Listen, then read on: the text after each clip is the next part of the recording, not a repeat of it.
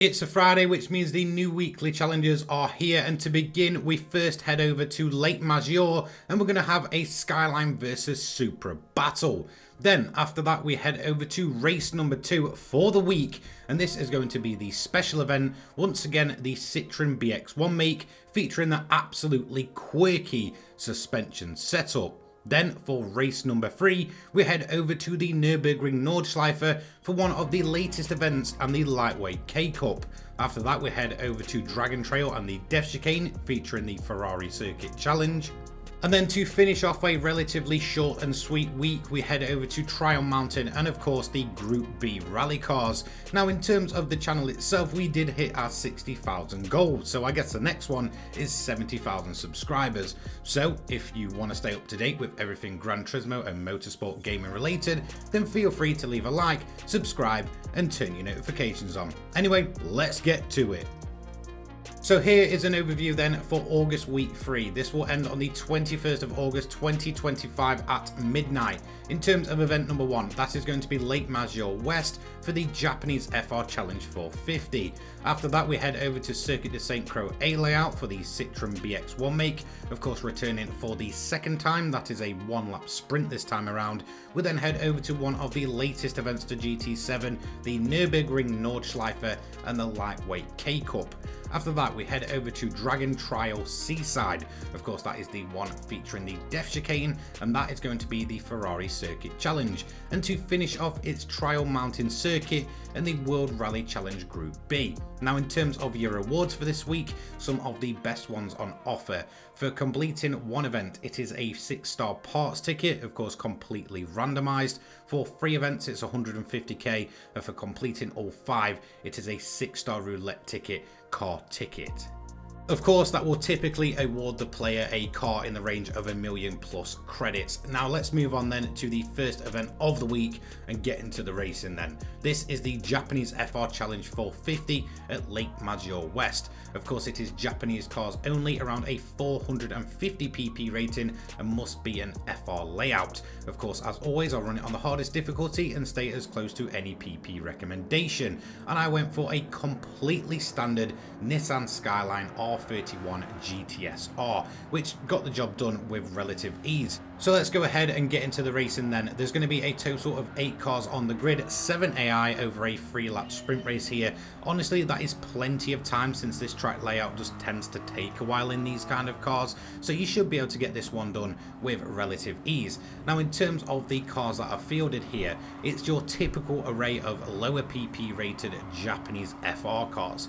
However, the one that I did notice was much quicker than the rest was the Toyota Supra. That thing is miles above anything else and will start to pull a massive gap very early on, especially if it starts towards the front of the grid. So if you do end up with the same look as me, then it's probably going to be much harder. Now in terms of catching that AI, it did take me until the 3rd and final lap, and it will be in the last few corners that I dive down the inside to make my move and take P1. Now at that point it's all about keeping it as clean as possible, trying to survive the last few corners and of course cross that line in first place, which we eventually did. In the end, as we managed to get through the corners quite well, we built up almost 3 seconds as we crossed the line, so not too bad overall. So there we go then, tick number 1 of the week. We are going to earn 60,000 credits with that clean race bonus over 8 miles travelled, and of course we're going to get the bonus of a 6-star parts ticket there, which will open up at the end of this video. So let's move in to the second event of the week then. This is going to be the special event for this week. It's at Circuit de St. Croix A, and it's going to be the returning Citroen BX1 make, returning for its 2nd time so far. Now of course this will only be available until next week. In terms of the event itself, it is purely for Citroen BX. They are basically completely stock from what I can gather, but they do have the GTI body kit. It's a 1-lap race with a total of 8 cars. Of course your specified car is that Citroen BX19. First place is only 35,000 credits, 21k for second and 14k for third.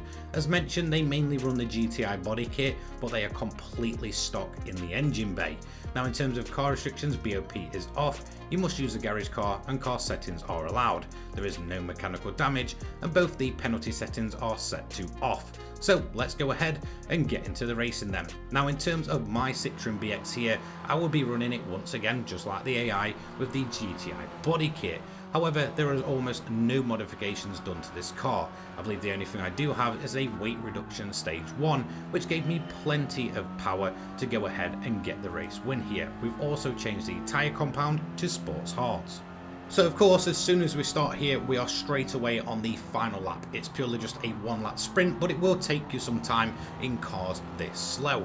Now of course there's 7 AI up in front of us. Again, they are pretty much all copy-paste cars. They are just staggered in terms of their position. So there's going to be gap to gap to gap. You're not really going to get any cars side by side here. It's just all about overtaking them one by one. Now of course with that weight reduction and the better tyre compound, that would allow us a nice drive down this huge long straight here and allow us to get up into the podium positions. We then went side by side with this red Citroen BX, tried to get the cutback and did manage to eventually get that done. Of course, the awkward suspension in this car is incredibly quirky and does tend to really throw you off through the corners.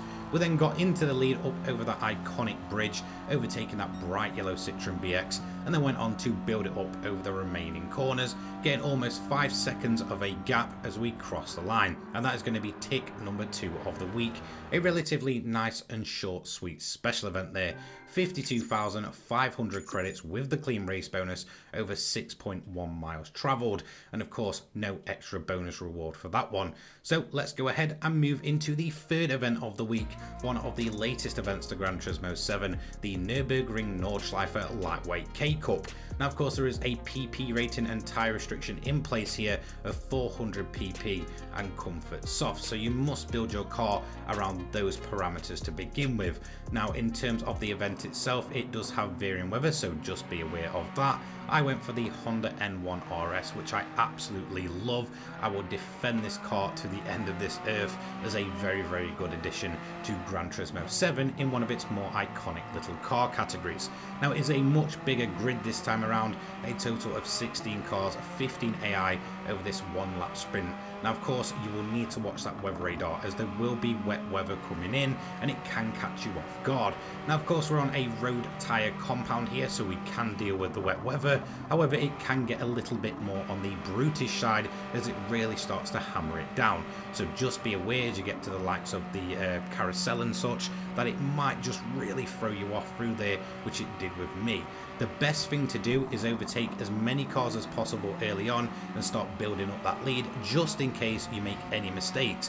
The AI will drop a lot of pace when the rain comes down, but again they do tend to have some incredibly high top speed, mainly that Suzuki Cappuccino. That thing is just incredibly quick here. So definitely work your way through the grid as fast as possible. Honestly, this is an incredibly enjoyable event. The fact that you can race these cars side by side through the Nordschleife is absolutely awesome, but again, as mentioned, that Cappuccino can be incredibly quick, so you want to be in the lead way before you get to that huge long straight, as more than likely it will start catching you up. Thankfully, through the wet weather, for some reason the AI is just incredibly inconsistent, so that should allow you enough breathing room to be able to survive that last little onslaught and of course get it up across the line. As you can see through the tight and twisty section, the Honda N1 was absolutely next level, and then we held on all the way to the end of the race. So round the final corner, the conditions starting to dry up. We're going to cross the line in first place, thankfully with relative ease. That is the third tick of the week, and of course we will get a bonus reward, but first up is the credits here. With the clean race bonus, it's 150k, so not too bad whatsoever. We're also going to get a daily driving marathon, which was unfortunately a 4-star ticket, but we do get the 150k on top. So for that one single race there, 300,000 credits. Let's move in then to race number 4. Now this is one of the day 1 events, I believe. It's Dragon Trial Seaside for the Ferrari Circuit Challenge. Once again, we do have a PP rating in place here of 700 PP, so you can get some of the more exotic Ferraris and down tune them, or some of the lower, more classic ones and tune them up. And that's exactly what I was going to do here. I use the Ferrari F40. This is running on sports softs and of course does have a massive turbo strap to it, even bigger than the default. Now in terms of the actual grid, there's a total of 16 cars, 15 AI once again over a 5-lap sprint. This time around we don't have to worry about any weather coming in, so again just overtake them as fast as possible. Really, in terms of the grid itself, it's a massive mixed bag. You do have some of the faster cars, but there's a massive chance they'll get tripped up over some of the slower back markers, which will drop back incredibly quick. That will work in your favour. Things like the F8 here got stuck behind the Dino, and that allowed us to get an overtake done with relative ease very early into the event. Now the main Ferraris you need to watch out for are of course the F8, the F12 and the 458. Those are typically the fastest cars that this event will field, and they will be much quicker than anything else on the grid. Again, it's going to work in your favour if they start towards the back and end up tripping themselves over on those back markers. There is a high chance on all that last off you may be ending up having to lap some of the AIs, so just be aware that you might be flying around a corner and a very slow moving classic Ferrari might be there. In terms of the event itself though, I don't think many people will struggle here, as there's plenty of cars to choose from. That is tick number 4 for the week, and 135,000 credits with that clean race bonus over 16.3 miles travelled. And of course we now need to go into the 5th and final event of the week, Trial Mountain Circuit and the World Rally Challenge Group B. Now I will fully admit I forgot to take note if there was a PP rating here. I'm pretty sure there is, but in terms of restrictions it's Group B cars only, I believe around 700 PP. Now my car of choice would be the latest Group B edition, which is the Lancia Delta Integrale Group A rally car, which will get the job done just fine. I have it here in my 700 PP Le Mans grind form. Now in terms of the grid, it's a relatively smaller grid this time around, a total of 12 cars, 11 AI over a 10-lap race. However, you will have to contend with tyres and fuel. Now the good thing about running an upgraded car here, when the rest of the AI are completely standard, we can run in fuel mix 6 and still have more pace than the rest of the field, but of course we're able to save the tyres and save the fuel so that we don't have to bother with a pit stop. And this is the best way I'd recommend to go about completing this event. The majority of the AI will pit once. I believe there is a possibility that some of them can pit twice. Now in terms of working your way through the grid, the best place to get your overtakes done is turn 1 and turn 2. That left-right sector there, for some reason the AI just goes to an absolute crawl and it's easy pickings. As you can see there, the Honda NSX just completely stops on the left and the right hander. I don't know why, but again, I'm not complaining. It allows me to get through the grid and get clear and just build up my lead from there.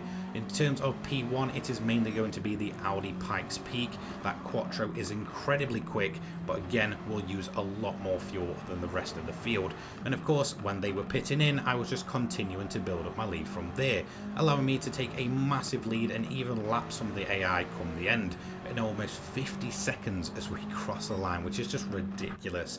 So there we go then, relative ease, tick number 5 of the week, an overall very short week. With the clean race bonus there, 97,500 credits, but of course we get the main reward of the week, a free car ticket. So let's go ahead and check out the rewards for this week then.